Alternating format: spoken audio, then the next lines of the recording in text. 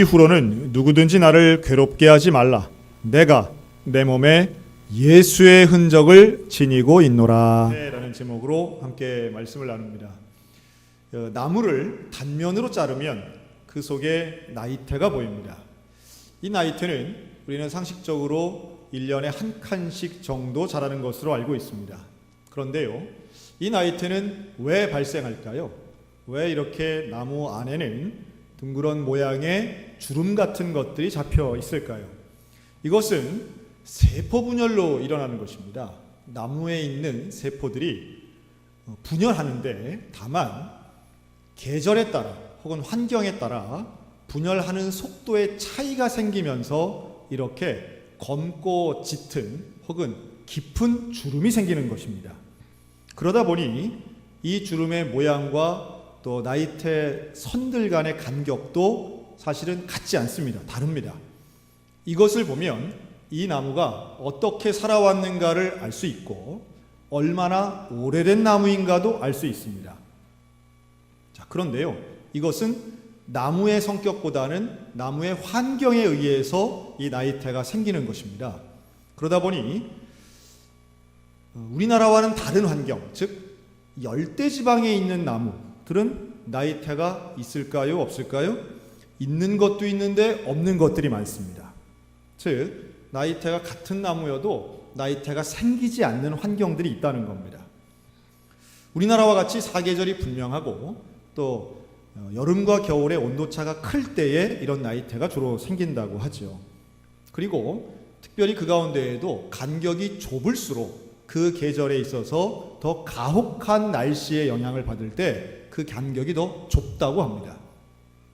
이것을 조금 해석하면서 본다면 이렇게 표현할 수 있을 것 같습니다. 나이테는 고난의 흔적이다. 살아왔던 내력이기도 하지만 고난받은 흔적이 바로 이 나이테에는 고스란히 있습니다. 그래서 이 간격이 좁을수록 환경의 피해를 많이 입었는데 그런 나무가 더 단단하다고 그러죠. 그리고 여기에 따라서 나무의 성격도 판명된다고 합니다. 우리가 잘 아는 유명한 바이올린 악기 중에 이 스트라디바리우스라는 게 있습니다. 좀 긴데요, 사람 이름입니다. 근데 이 악기는 바이올린 중에서도 가장 유명하고 아주 특별한 소리가 난다 이렇게 알려져 있죠. 그래서 생전에 스트라디바리우스가 만들었던 한 150여 개 지금까지 남아있는 이 악기들은 연주되는 그 자체도 화제고 그것을 가지고 세계 최고 정상급 연주자들만이 그걸 대여하거나 혹은 가져서 연주를 한다고 합니다. 그런데 과학기술이 훨씬 발달된 지금 왜 저것과 똑같은 소리를 내는 악기를 못 만드는가 라고 하면 대부분의 전문가들이 이런 말을 합니다. 스트라디바리우스가 지금 있어도 못 만든다는 거예요. 왜냐하면 저것을 만들었던 그 재료가 되는 나무, 그 나무는 바로 그 18세기 유럽에 있었던 단풍나무 일종인데요. 그 나무는 거의 100년 가까운 당시에 유럽에서 소빙하기라고 할 정도로 아주 수십 년 동안 너무너무 추웠던 기간이 있었는데 그 추위를 견뎌낸 나무를 가지고 만들었다는 겁니다. 그러니 아무리 기술 좋은 기술자라고 해도 재료가 다르니까 똑같은 걸 못 만든다라고 말하는 전문가의 이야기를 한번 들은 적이 있습니다. 고난은 무의미한 것이 아니라 고난을 통해서 더욱 단단해지고 또한 고난을 통해서 더 다르고 더 좋은 것으로 발전할 수 있음을 나무의 나이테를 통하여서 발견할 수 있는 것이죠. 아마도 올 한 해 살아오시면서 2019년이라고 하는 나이테를 또 하나 그리고 계시는 여러분들, 올 한 해 힘들고 어려운 고난이 있었다 할지라도 그 고난을 통해 좁은 간격의 나이테가 생기고 그것을 통하여 하나님이 쓰시고자 하시는 특별한 곳에 쓰일 수 있는 귀한 기회가 되는 줄로도 믿습니다. 자, 이 나이테는 그래서 그런 의미에서 고난의 흔적이라고 볼 수 있는데요. 오늘 성경 말씀에 비슷한 단어가 하나 나오죠. 사도 바울이 나에게는 흔적이 있다. 무슨 흔적이 있느냐 하면 나는 예수의 흔적이 있다라고 말합니다. 이 예수의 흔적, 이것을 헬라어로 뭐라고 하느냐면 한번 따라 하실까요? 스티그마. 네, 흔적이라고 하는 단어입니다. 근데 이 스티그마의 뜻은 이렇게 양이나 소나 이 짐승의 몸에다가 주인이 자기 이름의 도장을 찍는 겁니다. 뭐 이제 이렇게 불로 지지기도 하고요. 도장을 찍어서 자기 것이라고 하는 일종의 낙인을 찍는 것을 스티그마라고 합니다. 바울은 나에게는 이런 예수의 흔적, 예수의 낙인, 예수의 스티그마가 있다고 고백합니다. 무슨 의미일까요? 대충은 알겠는데 이 말씀을 왜 하는지를 먼저 살펴보겠습니다. 당시의 초대교회에 많은 사람들이, 특별히 유대인들 입장에서는 구원의 중요한 조건 중에 하나를 할례로 삼았습니다. 그래서 오늘 본문에서도 12절의 말씀에 보면 육체의 모양을 내려 하는 자들이 억지로 너희에게 할례를 받게 함은 그들이 그리스도의 십자가로 말미암아 박해를 면하려 할 뿐이라. 사도 바울은 이 할례에 대해 분명한 반대적 입장을 취하고 있습니다. 이 말은 뭐냐 하면 할례를 통하여 구원 얻을 수 있는 게 아니라는 거예요. 그리고 이렇게 할례를 남에게 강요하거나 억지로 받게 하는 것은 하나님이 원하시는 일이 아니라고 하는 겁니다. 사도 바울은 육체의 할례를 갖고 있었지만 할례의 중요성보다는 예수 그리스도의 복음에 대해 더 강조하고 전파했던 것이죠. 이 할례를 모르는 분들을 위해 잠깐 말씀을 드리면, 이 할례는 사내 아이가 태어났을 때 그 갓난아기의 성기의 표피를 자름으로 해서 육체적인 차이, 구별을 내게 하는 예식이었습니다. 이 할례는 비단 유대인들에게만 있는 것이 아니라 고대 근동이나 아프리카 지역에도 있었던 것인데요. 그런데 이런 할례를 이방인이 예수를 믿었다는 이유로, 교회 안에 들어온다는 이유로 할례를 요구하던 유대인들이 있었던 겁니다.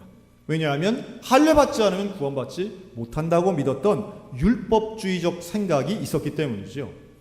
그러나 바울은 그런 율법이나 육체의 할례가 중요한 게 아니라 우리의 영혼이, 우리의 믿음이 더욱 중요하다고 강조하며 이렇게 말씀합니다. 자, 우리 14절 우리 다 같이 함께 읽겠습니다. 우리 스크린을 보면서 같이 읽어요. 시작. 내게는 우리 주 예수의 십자가 외에 결코 자랑할 것이 없으니. 사도 바울의 선포는 분명합니다. 다른 어떤 것도 예수의 복음을 대신할 수 없고 예수 그리스도보다 더 중요할 수 없다고 명백히 말씀하는 겁니다. 우리가 어떤 삶을 살아왔던 것 간에 예수의 십자가가 중요하고 그 예수의 십자가 복음만이 내가 자랑할 일이요 내 인생에 새겨진 스티그마, 흔적이라고 말씀하는 거예요. 바울은 자랑할 게 많았지만, 바울은 학벌도 좋고 집안도 좋고 배운 것도 많고 그는 민족적으로도 자랑할 게 많지만 로마의 시민권보다 바리새파라고 하는 것보다 더 중요한 것, 아니 그것들과는 비교도 안 되는 게 바로 예수의 십자가라고 하는 사실이에요. 저와 여러분의 인생 가운데 다양한 나이테 같은 인생의 모습이 있었을지라도 예수의 흔적이 우리의 인생에 증거가 되고 스티그마가 되시기를 주님의 이름으로 축복합니다. 이러한 예수의 흔적은 결국 예수님을 기억나게 하는, 예수님을 보이게 하는 것이고 예수 그리스도를 나의 삶을 통하여 드러나게 하는 것입니다. 그러니 우리에게 믿음의 사람이라고 할 때는 그 사람 바라보면 사람이나 내력이나 이게 보이기 이전에 예수님이 보였으면 좋겠습니다. 함께 예배드리고 있는 교우들의 모습에서 예수 그리스도의 흔적이 드러났으면 좋겠습니다. 내가 어떤 걸 자랑하느냐, 내 삶에 자랑할 게 많다 할지라도 우리는 그 어떤 자랑거리는 다 배설물로 여긴다라고 하는 사도 바울의 고백처럼 오직 예수, 오직 십자가를 자랑하는 예수의 흔적 가진 저와 여러분들 되시기를 주님의 이름으로 축원합니다. 지난달에 있었던 일입니다. 지난달 10월 말에 저희 교회에 한 신사분이 오신 거예요. 그래가지고 저를 만나고 싶다고 하시길래 마침 제가 그때 교회에 있었고 가서 보니까 조금 일찍 넘겼습니다. 조금 나중에 넘겨주세요. 네. 그래서 만났더니 이분이 뭐라고 하느냐 하면 제가 옛날에 이 교회를 다녔던 사람인데 그런데 정말 오래간만에 교회를 왔다는 거예요. 그러십니까? 그래서 제가 교회 오셨길래 우리 교회의 60년사 그 책자를 제가 보여드렸어요. 이분이 그걸 한 페이지 넘기시면서 보더니 아주 감격스러워 하시다가 그 책에는 우리 교회 지난 60년의 중요한 순간들의 사진들이 있었습니다. 근데 그 중에 부흥의 사진을 보시면서 이렇게 말씀하시는, 여기에 우리 어머니가 계십니다. 자, 이제 넘겨주세요. 여기에 우리 어머니가 계시는데 고봉순 권사님을 찾아내신 거예요. 아마 오늘 예배 드리시는 분 중에 이 고봉순 권사님 아시는 분 극히 적을 거라고 저는 확신합니다. 네. 자, 그리고 본인도 찾아낸 거예요. 맨 앞줄에 있는 춘천고등학교 2학년 시절에 자기 자신을 찾아냅니다. 김민섭 학생입니다. 이 해에 이 김민섭 학생은 우리 소양교회의 학생회장이었습니다. 1973년도 사진입니다. 그리고 또 하나의 사진을 찾아냈는데요. 1971년 12월 24일에 찍은 사진입니다. 성탄절 발표회를 마치고 모든 교인들이 함께 모여서 찍은 겁니다. 이게 당시에 전교인이었다고 하죠. 지금과 비교할 때 숫자적 차이도 큽니다. 예배당도 여기 이렇지 않았습니다. 자, 여기에 사실 거기 동그라미 친 게 이 김민섭 학생의 모습인데요. 본인이 아니면 찾기 어려운 사진입니다. 그런데 그 부분이 사실은 잘 보면 좀 이상해요. 얼굴이 좀 이상하게 생겨 있습니다. 확대해 보면 이 사진은 바로 당시에 동방박사 역할을 했던 김민섭 학생의 분장한 모습이었습니다. 자, 이 학생은 나중에 목사님이 되었습니다. 그리고 우리 교단이 아닌 예성 측 교단의 목사님이 되셔서 현재는 세계 유학생 협의회 회장이시고요. 또 예성 교단에서는 상당히 많이 알려져 계신, 그래서 연합 행사 같은 것을 많이 이끄시는 그런 목사님이십니다. 사람들의 기억 속에는 사진과 기억이 좀 다를 수 있어요. 제가 인상 깊게 들었던 부분이 있습니다. 이 목사님이 60년대 중반부터 75년까지 우리 소양교회를 출석을 하셨는데, 그때 있었던 목사님은 기현식 목사님, 곽순찬 목사님, 이기성 목사님이었습니다. 그런데 그 중에 내 인생을 변화시킨 목사님이 계셨으니 곽순찬 목사님이라는 거예요. 여러분, 곽순찬 목사님 우리에게 몇 년 계셨는지 아세요? 2년도 안 계셨습니다. 정말 짧은 기간이었어요. 그런데 그때의 이 김민섭 학생의 인생에는 스티그마가 새겨졌던 거예요. 그리고 나는 예수님께 일생을 바치겠습니다. 대학을 가면서 교회를 떠났고, 그리고 40여 년 만에 처음으로 왔던 거죠. 이분이 울컥울컥 하시더라고요. 아, 나는 떠났었지만 항상 소양교회 한번 가봐야지 했는데 오늘에야 왔다는 거예요. 오늘 주보에 보시면 돌아오는 목요일날 수능고사를 보는 학생 18명의 이름이 있습니다. 이 중에는 수능을 보는 아이도 있고 안 보는 아이도 있습니다. 그런데요, 저는 이 학생들의 이름이 앞으로, 우리는 뭐 얼굴 아는 사람도 있고 모르는 사람도 있겠으나 이 아이들 중에 누군가는 예수 그리스도의 스티그마가 있어서 교회를 떠났을지라도, 다른 지역에 살지라도, 혹은 외국에 살지라도 어느 순간 소양교회를 그리워하고 다시 오게 되는, 저는 제2의 김민섭 목사님도 얼마든지 있을 수 있다고 저는 봅니다. 우리가 새겨가는 한 해 한 해의 역사가 사실은 우리 한 사람의 인생 속에 얼마나 중요한 순간인가라고 하는 말씀이에요. 우리의 흔적, 우리 안에 있는 그 예수의 흔적은 다른 말로 한다면 믿음과 은혜가 아닐까 생각이 듭니다. 믿음인 것이죠. 예수를 믿는 그 믿음이 오늘 우리의 인생 가운데 흔적이 되고 스티그마가 되어서 그 예수의 흔적이 우리의 일생을 가장 가치 있고 가장 은혜롭게 만들어주는 줄로 믿습니다. 올 한 해 2019년을 한번 생각해 봅니다. 인생의 나이트에서 올 한 해 1년은 우리 소양교회에 어떤 의미가 있었을까? 올해 우리는 그리스도인 나는 선교사입니다라는 주제를 가지고 지금까지 달려왔습니다. 그래서 1분기 때는 해외 선교, 그래서 단기 선교를 2개의 나라로 성지 순례도 다녀왔습니다.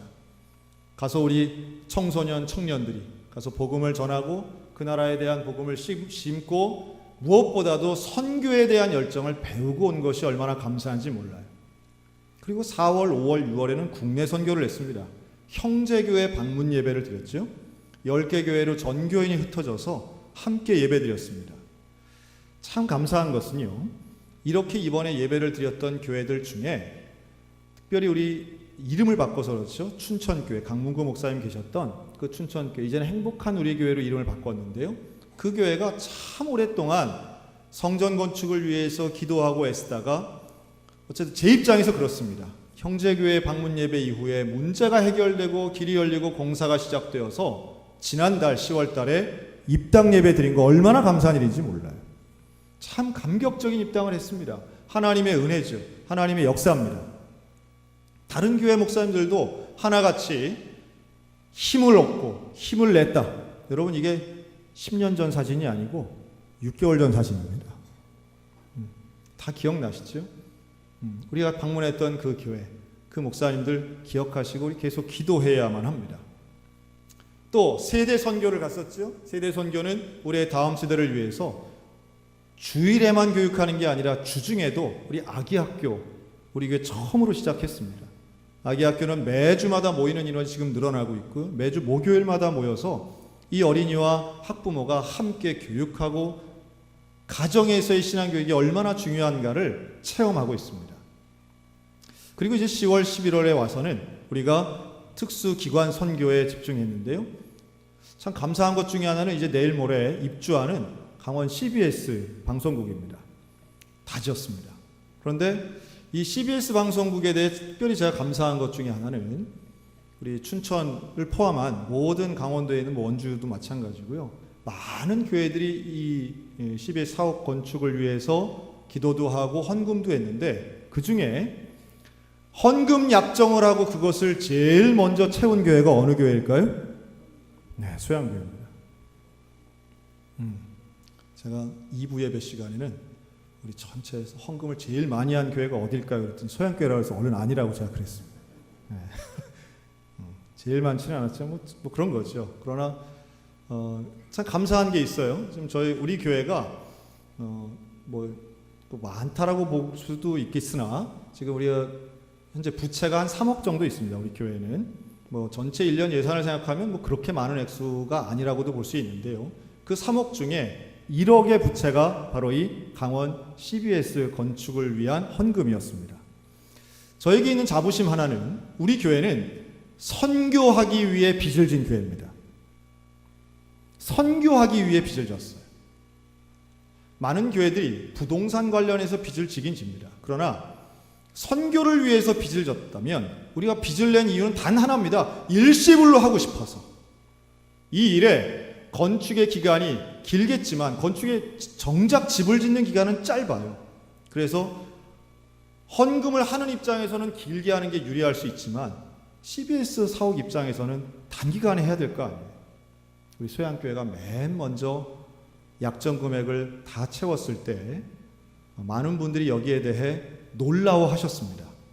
그러나 힘을 모을 때 그 시기를 지나가거나 시간이 얼마나 중요한가라는 걸 생각하면 그때 협력하고 허락해 주신 우리 당회원과 우리 교회가 저는 참 자랑스럽고 선교를 위하여 해야 하는 그 시기를 놓치지 않은 것이 얼마나 감사한지 몰라요.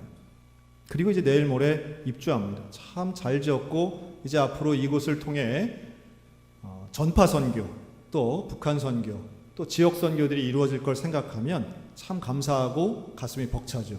아마 오늘 그래서 지부장님도 온 것 같습니다. 많이 축하해 주시고 하면 좋겠어요. 그리고 서울신학대학에 장학금을 전달한 것도 참 감사한 일입니다. 그래서 여러분들의 장학금 가지고 제가 가서 전달하고 제가 채플에 설교도 했습니다. 하나님의 은혜는 결국 선교하려고 하는 사람들, 사명을 감당하려고 할 때에 하나님의 은혜는 분명히 임하는 줄로 믿습니다. 그리고 이제 오늘 우리가 이러한 선교 사역에 대한 참 감사한 건 또 올해가 가기 전에 이렇게 선교사님을 파송하게 한 것도 참 감사합니다. 우리 추동 선교사님을 파송하는 것은 올해에 우리 선교사라고 하는 선교 사역에 대해서 어떤 하나의 또 하나의 하이라이트가 될 것 같습니다. 하나님 우리에게 맡겨주신 이 귀한 사명들 하나하나 감당할 때 사실은 인생의 나이테라고 말하지만 하나님 맡겨주신 사명의 나이테로 하나하나 그려갈 때에 저와 여러분의 삶에 스티그마가 임할 줄로 믿습니다. 이러한 나이테, 올 한 해 2019년을 잘 돌아보니 결국은 결론을 한마디로 요약할 수 있을 것 같습니다. 한번 따라 하실까요? 모든 것을 하나님이 하셨습니다. 모든 것을 하나님이 하셨다라고 하는 고백은 결국 신앙의, 믿음의 스티그마, 예수의 흔적이 있는 사람이 하는 말입니다. 물론 이 중에는 어려운 많은 분들 제가 잘 압니다. 사고를 경험하신 분도 있고요, 질병을 경험하신 분도 있고요, 사업이 더 어려워지신 분들도 있습니다. 기도의 제목이 줄줄줄 나오는 어려움 가득한 분들 참 많이 계세요. 그런데요, 그 어려움 하나하나도 사실은 우리 인생의 나이테가 되고, 또 하나 그런 순간에도 우리 주님 나와 함께 하시는 줄로 믿습니다. 이것을 다 모아서 우리가 함께 감사하기를 원합니다. 여러분, 다음 주는 추수감사주일이에요. 추수감사주일에 드리는 이유는 단 하나입니다. 올 한 해를 돌아보아 감사하는 겁니다. 어떤 한 사건이 아닌 한 해를 통째로 감사하는 거예요. 믿음으로 감사하는 것입니다.